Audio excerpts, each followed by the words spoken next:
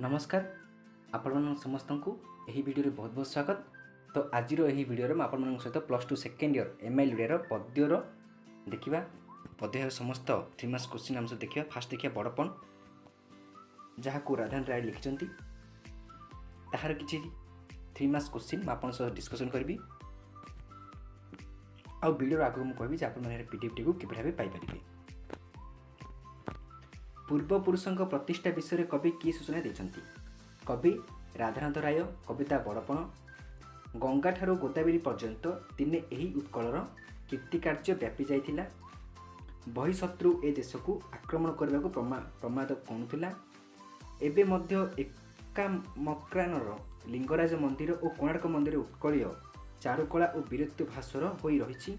राजा मान पितृपुरुष मान पाखर केसरीर बल थिला। तो यह कवि माने कौन पूर्वपुरुषों प्रतिष्ठा विषय कवि यही भाव सूचना देते। नेक्स्ट देखिबा उत्कलर पूर्व सम्राट मानकर परिचय किपरि थिला? कवि राधानाथ राय। कविता बड़पण। उत्कलर पूर्व सम्राट माने तांकर प्रतिभू को बजाय रखिथिले।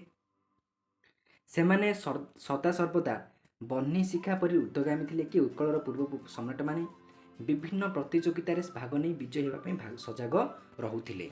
नेक्स्ट देखिबा राजा प्रजा एबे हेले बाजापारा क्यों प्रसंग कहुई? राजा प्रजा एबे हेले बाजापारा। तो क्यों प्रसंग कहुई? कवि राधानाथ राय। कविता बड़पण। राजा प्रजा हेले एबे बाजापारा। छंचाण जेपरी पारा को आक्रमण करी तार मृत्यु साधन करिथाए सेहीपरि राजा माने प्रजा को शोषण करी सेमानंकु दिनहीन कर देथिले। तो यही प्रसंग यही को देखी राजा प्रजा एबे बाजापारा बोली कहा जायछि। धन अर्जन एवं यार सुव्यय किपर हो पारे बोली कवि परामर्श देछंती। कवि राधानाथ राय। कविता बड़पण। कुबेर परी धन को जगी बसिले किसी लाभ नहीं। सफलतार सहित धन को यथार्थ भाव खर्च करने उचित। नेक्स्ट देखिबा आलेक्जेंडर शेष इच्छा कौन थिला? कवि राधानाथ राय। कविता बड़पण। विश्व विजयी आलेक्जेंडर शेष इच्छा थिला मल्ला बेले पिंडरू प्राण छाड़ी जाए। पिंडरू प्राण छाड़ी गला परे बंधु माने कुकेरी बांधी करी नहीं थांती। 6 खंड काठ उपर शुआई दि जाए। बेनी हाथ को 2 पट को झुलाई दि जाए जार अर्थ आसी शून्य हस्ते गली बोली शून्य हस्ते बोली कहुई। घृष्टि मुखे ढाली यज्ञ कुंड घृत क्यों प्रसंग में कहुई ना? कवि राधानाथ राय। कविता बड़पण।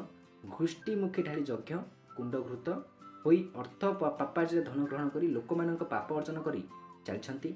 घुषुरी मुखरे घीओ ढालिबा परी जहाँ पाप अर्जित धन ग्रहण करी पाप अर्जन करबा ताहा उक्त भक्ति को पाप अर्जन प्रसंग में कहुई।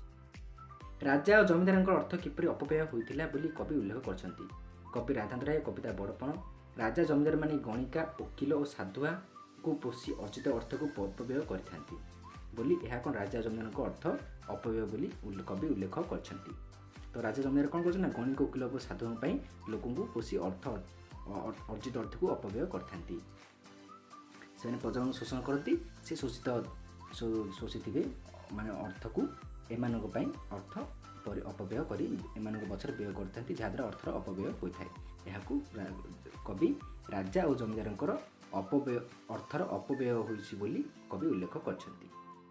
मनुष्य जीवन रे कालर महत्व कवि किपरि वर्णना करछंती? कवि राधानाथ राय। कविता बड़पण। कालर अर्थ मृत्यु। से सर्वशक्तिमान एवं सर्व क्षेत्र में तार स्थिति विद्यमान। दुर्लंघनीय तार राजनीति। से अविश्वसनीय बड़ निष्ठुर एवं क्रूर। ताकू जे विश्वास को निये नहीं से तार प्रथम शिकार हुए। क्या ना काल को जो विशेष निये नहीं से तार प्रथम शिकार हुए। वज्र दांतरे ताकू चूर्ण विचूर्ण करे तेणु ताकू विश्वास को नहीं कार्य कले धर्म बल में बड़पण हासिल करें। से ही बड़पण पाखे तार वज्रदंत काम करे ना। कहार कालर बड़पण पाखे वज्रदंत काम करे ना। ता पाखरे काल परास्त होइए। क्या बड़पण पाखरे काल सर्वदा परास्त होता है। से ही व्यक्ति मरी मध्य अमर होता है। नेक्स्ट देखिबा क्यों दुखरू निस्तार लाभ करने हुशियार हो रहा कवि परामर्श देते? कवि राधानाथ राय। कविता बड़पण। मनुष्यर माया जिते बढ़ीज जमता को सहीपरि चलीज जे से ही जम जंत्रणा रक्षा पाइबा माने कौन माया बोले छाया बढ़ी जो छाया बोले कौन जम जंत्रणा बढ़। तो से ही जम जंत्रणा रक्षा पाइबापी धर्म अर्जन कर जम जंत्रणा आगु हुशियार होगा कहते। लेखक कहते धर्म अर्जन कर जम जंत्रणा को हुशियार मान धर्म जंत्रणा बचापी आगुरी हुशियार होगा लेखक कहते। जन्म अनुरूपरे जाय पाइथिबा बड़पण सफल हेब किपरि कवि राधानाथ राय कविता बड़पण मनुष्य बेल थाउ थाउ धर्म अर्जन करने जन्म अनुरूप कर्मफल देखाइबा उचित एही समय रे जन्म ग्रहण करी धर्म अर्जन द्वारा बड़पण सुफल करिहे बोली लेखक बा कवि कहते